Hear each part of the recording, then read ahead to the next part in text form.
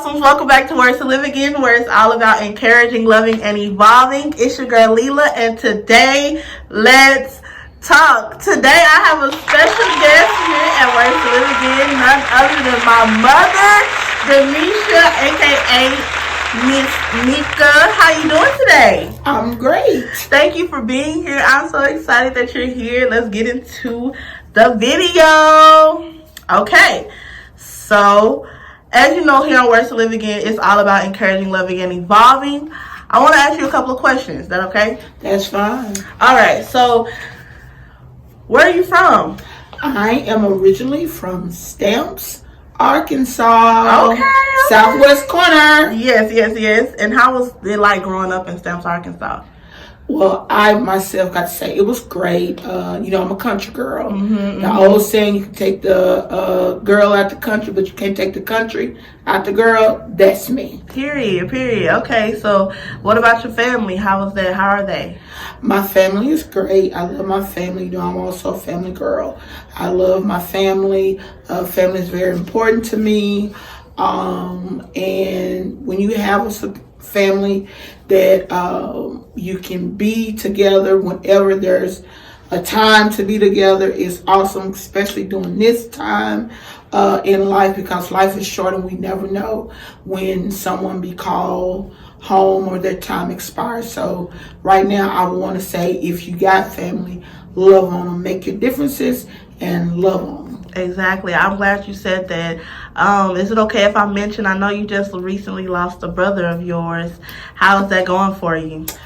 Well, hey, Words to Live Again, we're being honest and everything. Yeah. I must say, it was okay, but not long ago.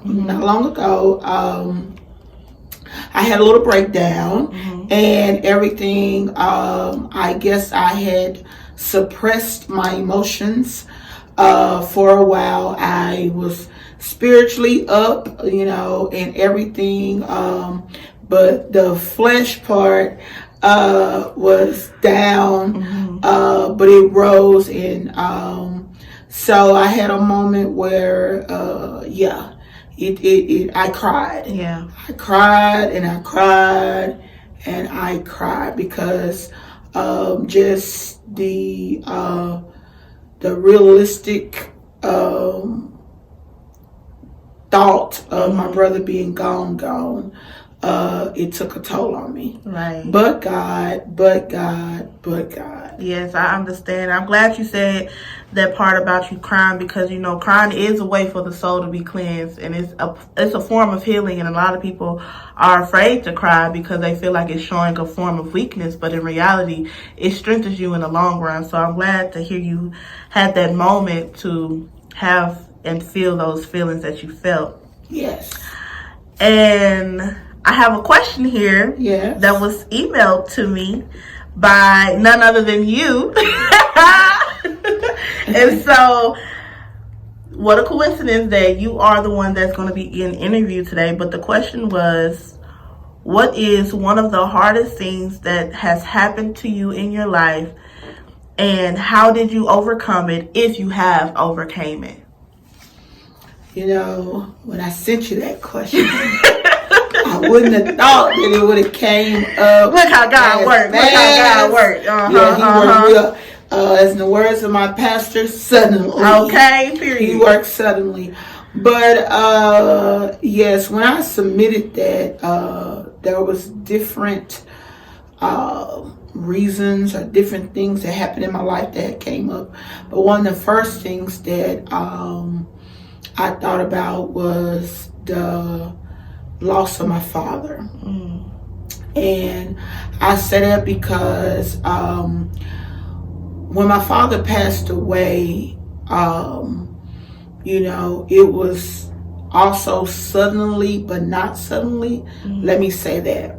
Because I had weeks previous to him passing, we had spoken. He mentioned that he had no reason to live.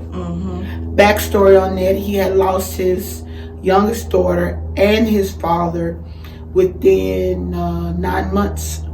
And so as well as got laid off from his job that he had been working at right before I was born. So anyway, and he said he didn't have any reason to live. And I looked at my father and I was like, but you got me.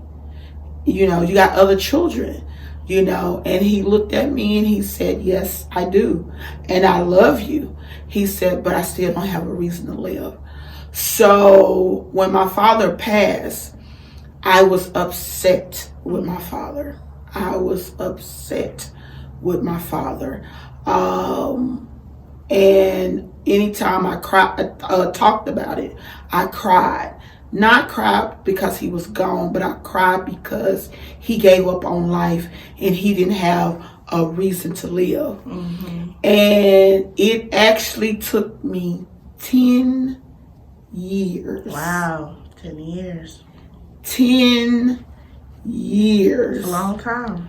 Very long time. It took me 10 years to forgive him and overcome the stronghold that had me down because of his death. And it was because I heard a word getting ready for church on Father's Day, and the minister was speaking and he said that not being able to forgive someone can block you from your blessings. And I was like, whoa, I got children. I want all the blessings that God has for me.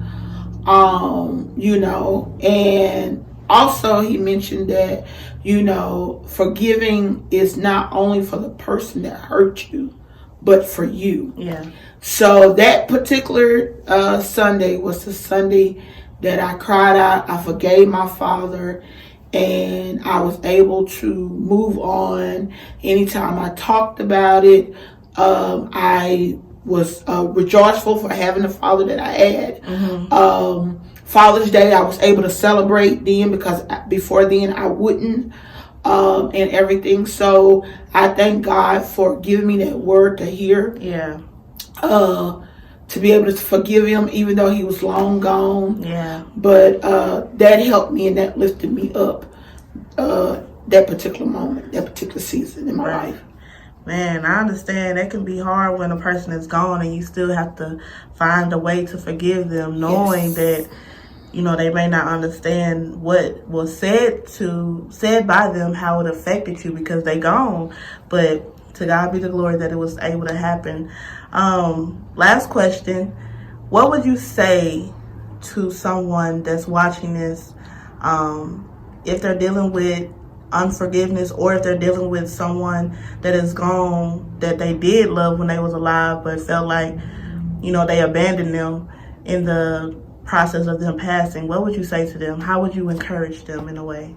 Wow, you went deep on me with that one. Well, hey, you know me, I like to be honest. Yeah. If it's raw or however, but I would say first find it within yourself to see, to know that the person that you love is no longer here. Yeah. And you was hurt by them and everything. But know that that's that hurt and that unforgiveness that you have can hold you down, keep you held down, keep you it's allowing something to keep you from moving forward in life. Sometimes we think that mentally we're clear, it's not there, but whenever it comes and it suppresses us, and we get upset behind just thinking about it and stuff, that means we haven't forgiven them for whatever took place. But just know, if you can forgive that person or persons, it's the freedom that you'll get. You'll be free. The burden will be lifted. And I know it's like, oh, the burden. if only you know the exhale Yes. of forgiveness. Yeah. Because sometimes when we're not forgiving, it's like we can be holding our breath. Yeah. That's good. And we're not able to breathe just because of how we feel in our hearts. Is we're short of breath. But when we can forgive, to be able to just exhale and inhale and exhale, it's that burden that's lifted, and we see a better part of life. Yeah. And just to add, it's not even the person that's done hurt us and they gone, even those that's still living. Those that still living, because some people will walk in unforgiveness over the small things. Yeah. But we have to remember that, the freedom in forgiveness of ourselves. We don't have to worry about what they doing or what they done. It's for us. It's the blessings that we're blocking because of the unforgiveness. It's the blessings we're not receiving because of the unforgiveness. It's the unforeseen promises that we can't get because of the unforgiveness. Just knowing when we can forgive, we can move on to greater and better things in life. Period. Thank you so much for sharing. Before you go, everyone that comes has to do a word. It's called a word. So to the left of you is a cup, that Words to Live Again cup merchandise, if you would like to purchase it online. Amen. And we have words inside the cup. And if you pick any word, whatever word that you pull outside of the cup, you just give the people a word that has to do anything with encouraging, loving, and evolving. For this is Words to Live Again. Okay, let me see here. Let's see. What's the word? Wow. Failure. Okay. Wow. Great word. Thank you. Failure. Let me leave you with this about the word failure. Failure doesn't mean you have to give up. Failure doesn't mean that it can't happen. You're not capable. Sometimes we fail to learn how to get it done. There's a process in everything we do. Everybody know I love to cook, okay? So if I'm baking a cake and it don't come out right, it drops. All the cooks know what the word drop means. It drops. So whatever I did wrong for that process, I know not to go back for the next time and do it, because I'll get the same results. Yeah. So with failure mean you can, the process that you did before and it didn't happen right, do a new process, learn the new way, and then you can get up and go. So don't let failure keep you down. Let it build you up. Yes, period. Thank you so much. Blossoms, tell me what you received in the comments on today. I really, really appreciate you for being here. And again, as always, this is Words to Live Again, where it's all about encouraging, loving, and evolving. Be blessed.